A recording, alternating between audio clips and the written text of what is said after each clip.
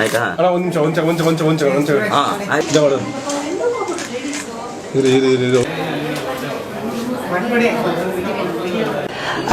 ಕರ್ನಾಟಕ ಮಹಿಳಾ ಸಂಘರ್ಷ ಸಮಿತಿಯಿಂದ ಬಂದಿದ್ದೀವಿ ನಾವು.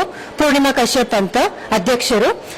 ಈಗ ನಾವೆಲ್ಲ ನೋಡ್ತಾ ಇರೋ ಹಾಗೆ ಪ್ರಜ್ವಲ್ ರೇವಣ್ಣ ಅವ್ರದ್ದು ಸಿಡಿ ಪ್ರಕರಣಗಳ, ಪೆಂಡ್ರೈವ್ ಪ್ರಕರಣಗಳು ಅಂತ ದಿನ ಬೆಳಗಾದ್ರೆ ನಾವು ಮೀಡಿಯಾನಲ್ಲಿ ನೋಡ್ತಾ ಇದ್ದೀವಿ. ನಾವಿಲ್ಲಿ ಬರೀ ಪ್ರಜ್ವಲ್ ರೇವಣ್ಣ ಅವ್ರ ಸಿಡಿ ಪ್ರಕರಣ, ಪೆಂಡ್ರೈವ್ ಪ್ರಕರಣ ಅಂತ ನೋಡ್ತೀವಿ. ಆದ್ರೆ ಇದ್ರ ಹಿಂದೆ ಅವನು ಹೆಚ್ಚು ಕಮ್ಮಿ 3,000 ಹೆಂಗಸರದ್ದು ವಿಡಿಯೋ ಮಾಡಿಕೊಂಡು ಎಲ್ಲ ಬೀದಿನಲ್ಲಿ ಹಂಚ್ತಾ ಇದ್ದಾರೆ ಅಂತ ಗೊತ್ತಾದಾಗ, ಆದ್ರೆ ಯಾರು ಮಹಿಳೆಯರ ಪರವಾಗಿ ಮಾತಾಡೋರು ಯಾರು ಇಲ್ಲ. ಸೊ ಈಗ ನಾವೇನಂದ್ರೆ ನಮ್ಮ ಸಂಘರ್ಷ ಸಮಿತಿಯಿಂದ ಆ ಮಹಿಳೆಯರ ಪರವಾಗಿ ನಾವೆಲ್ಲ ಬಂದಿದ್ದೀವಿ ಇವತ್ತಿಲ್ಲಿಗೆ.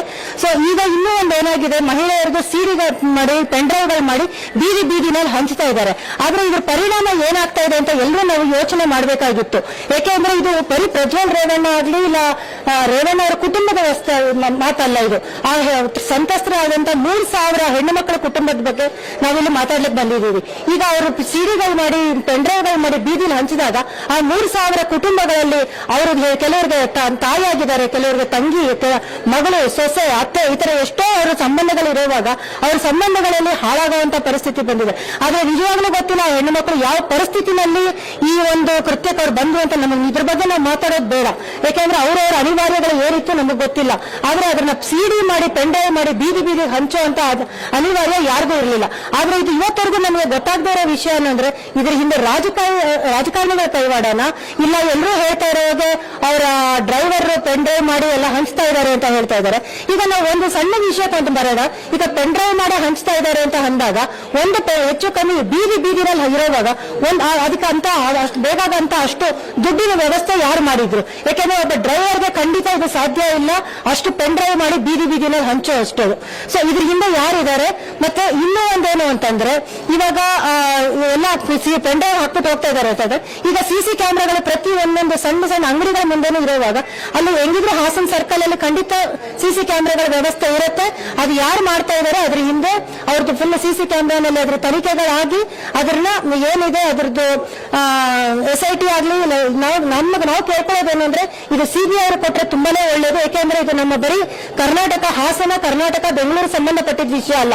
ಇದು ಇಡೀ ಎಂಟೈರ್ ದೇಶ ಅಲ್ಲ, ಏನು ವಿದೇಶದಲ್ಲೂ ಇದ್ರ ಚರ್ಚೆ ನಡೀತಾ ಇರೋದ್ರಿಂದ ಇದು ಸರಿಯಾದ ತನಿಖೆಗಳಾಗಬೇಕು.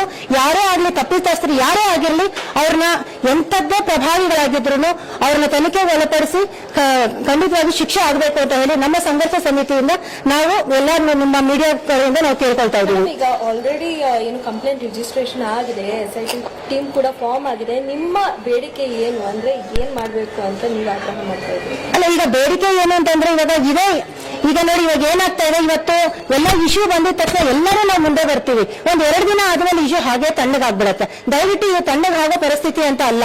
ಯಾಕೆಂದ್ರೆ ಇವತ್ತು ಇಷ್ಟು ಮಾಡಿದ್ರೆ ನಾಳೆ ಇನ್ನೂ ಬೇರೆ ಒಂದು ರೀತಿಗೆ ಹೋಗೋ ಚಾನ್ಸಸ್ ಜಾಸ್ತಿ ಇರುತ್ತೆ. ಆಮೇಲೆ ಇದಕ್ಕಿಂತ ಹೆಚ್ಚಾಗಿ ಇನ್ನೂ ಒಂದು ಏನಾಗಿದೆ ಅಂದ್ರೆ, ನಾವು ದಿನ ಬೆಳಗಾದ್ರೆ ನ್ಯೂಸ್ ಅಲ್ಲಿ ನೋಡ್ತಾ ಇರೋದು, ಎಷ್ಟೋ ಜನ ಯಾರ್ಯಾರಿಗೆ ಅದು ಪೆಂಡ್ರೈವ್ ಸಿಡಿಗಳು ಸಿಕ್ಕಿದೆ, ಅವ್ರು ಆ ಹೆಣ್ಣು ಮಕ್ಕಳನ್ನ ಗುರುತಿಸಿ ಅವ್ರಗಳಿಗೆ ಫೋನ್ ಮಾಡಿ, ನೀವು ಈ ತರ ನಾವು ಕೇಳಿದಷ್ಟು ದುಡ್ಡು ಕೊಟ್ಟಿಲ್ಲ ಅಂತಂದ್ರೆ ನಾವು ಇದನ್ನ ಪಬ್ಲಿಕ್ ಅಲ್ಲಿ ಹಾಕ್ತಿವಿ, ಅಲ್ಲಿ ಹಾಕ್ತಿವಿ, ಇಲ್ಲಿ ಹಾಕ್ತಿವಿ ಅಂತ ತುಂಬಾ ಬ್ಲಾಕ್ ಮೇಲ್ ಗಳು ನಡೀತಾ ಇದೆ. ಸೊ ಇದ್ರ ಹಿಂದೆನೂ ಯಾರು ಇದ್ದಾರೆ ಅನ್ನೋದು ಖಂಡಿತವಾಗೂ ತನಿಖೆ ಆಗ್ಲೇಬೇಕಾಗತ್ತೆ. ಈಗ ನೀವು ಮೆಮೊರಾಂಡಮ್ ಕೊಟ್ಟರಲ್ಲ, ಅಧ್ಯಕ್ಷರು ಏನು ಹೇಳಿದ್ರು? ಈಗ ಅಧ್ಯಕ್ಷರು, ಯಾಕೆಂದ್ರೆ ನಾವು ಅಧ್ಯಕ್ಷರು ತುಂಬಾ ಒಳ್ಳೆ ಕೆಲಸ ಮಾಡ್ತಾ ಇದ್ದಾರೆ. ಯಾಕೆಂದ್ರೆ ಯಾವತ್ತಿಂದ ಇಶ್ಯೂ ಬಂತು ಅವತ್ತಿಂದನೂ ಪಾಪ ಬೆಳಗ್ಗೆ ರಾತ್ರಿ ಅಂತ ನೋಡಿದಿರ ತುಂಬಾ ಅವರು ತುಂಬಾ ಹೆಲ್ಪ್ ಮಾಡ್ತಾ ಇದ್ದಾರೆ. ಬಟ್ ಆದ್ರೆ ಏನಂದ್ರೆ, ನಾವು ಕೆಲವೊಂದು ಕೇಳ್ತಾ ಇರೋದು, ಈಗ ಕೆಲವೊಂದು ಪೊಲೀಸ್ ಅವ್ರುಗಳು ಅವರು ಅಂದ್ರೆ ಅವರು ತುಂಬಾ ಕೋಆಪರೇಟ್ ಮಾಡ್ತೀನಿ ಅಂತ ಹೇಳಿದ್ದಾರೆ. ಸೊ ಖಂಡಿತ ಕೋಆಪರೇಟ್ ಮಾಡ್ತಾರೆ ಅನ್ನೋ ನಂಬಿಕೆ ನಮಗಿದೆ.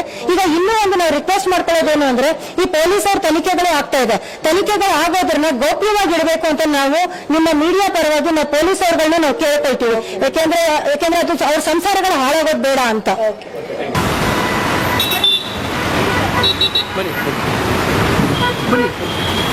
ಬನ್ನಿ